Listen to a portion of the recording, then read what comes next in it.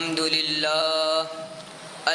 لله وحده والصلاة والسلام على من لا نبي بعده أما بعد فأعوذ بالله من الشيطان الرجيم بسم الله الرحمن الرحيم ما كان محمد أبا أحد من رجالكم ولكن رسول الله وخاتم النبيين صدق الله العظيم وصدق رسوله النبي الكريم الأمين الرؤوف الرحيم ونحن على ذلك لمن الشاهدين والشاكرين والحمد لله رب العالمين.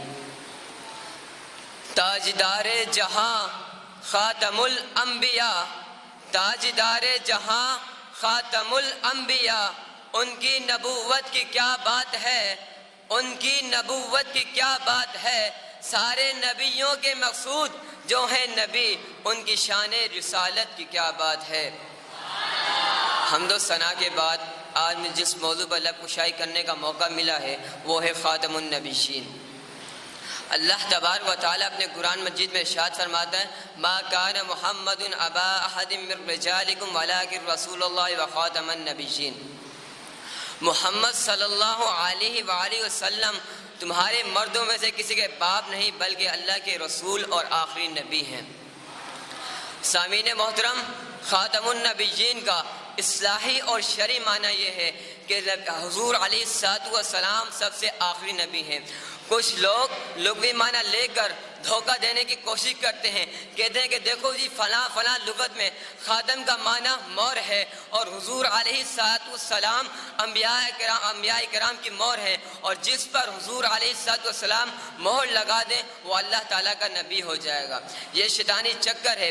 اللہ تبارک و تعالیٰ اس امت کو اس شیطانی چکر سے محفوظ فرمائے. قانون یہ ہے کہ جب کسی لفظ کا شرعی معنی موجود نہ ہو تو اس وقت اس لفظ کا لغوی معنی کا اعتبار کیا جائے گا.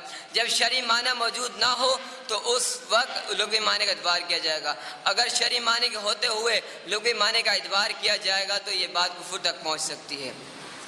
اللہ تعالیٰ اپنے قرآن مجید میں ارشاد فرماتا ہے وَأَقِیمُوا الصَّلَاةَ، نماز قائم کرو. صلاۃ کا لغوی معنی ہے دعا کرنا، لکڑی سیدھی کرنا وغیرہ، اور اصلاحی اور شرعی معنی یہ ہے کہ جگہ کا پاک ہونا، جسم کا پاک ہونا اور وقت کے اندر قیام رکوع سجود کرنا. اگر کوئی شخص شرعی معنی کو چھوڑ کر لغوی معنی لے کہ کہے کہ میں نے لکڑی سیدھی کر دی یا دعا کر دی لہٰذا میں نے اقیم الصلاۃ پر عمل کر دیا، تو ایسا شخص اسلام سے خارج ہو کر کافر ہو جائے گا. سامعین محترم، حضور علیہ السلام نے ارشاد فرمایا حدیث مبارک ہے ابو داؤد شریف کی، انا خاتم النبیین لا نبی بعدی، میں آخری نبی ہوں اور میرے بعد کوئی نبی نہیں. حدیث شریف ہے ترمذی شریف حضور نے فرمایا ان الرسالۃ والنبوۃ قد انقطعت فلا رسول بعدی ولا نبی بعدی.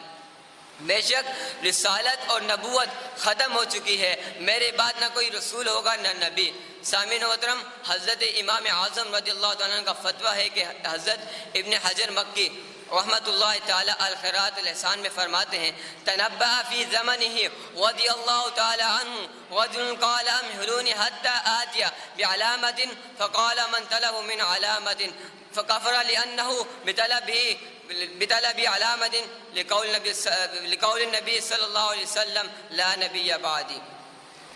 حضور حضرت امام ابو حنیفہ رضی اللہ عنہ نے فرمایا کہ ایک شخص نے میرے زمانے میں نبوت کا دعویٰ کیا اور اس نے کہا کہ مجھے مہلت دی جائے کہ میں نبوت کے نبی ہونے کے نشانی ظاہر کروں. تو حضرت امام ابو حنیفہ رضی اللہ عنہ نے فرمایا جو اس سے نشانی طلب کرے گا وہ کافر ہے، کیونکہ اس نے حضور علیہ السلام کے فرمان کی نافرمانی کی. سامعین محترم، صحابہ کرام کا عقیدہ ہے کہ حضور علیہ السلام سب سے آخری نبی ہیں اور حضور علیہ السلام کے بعد کوئی نبی ہے. اگر اس لفظ میں اگر کوئی،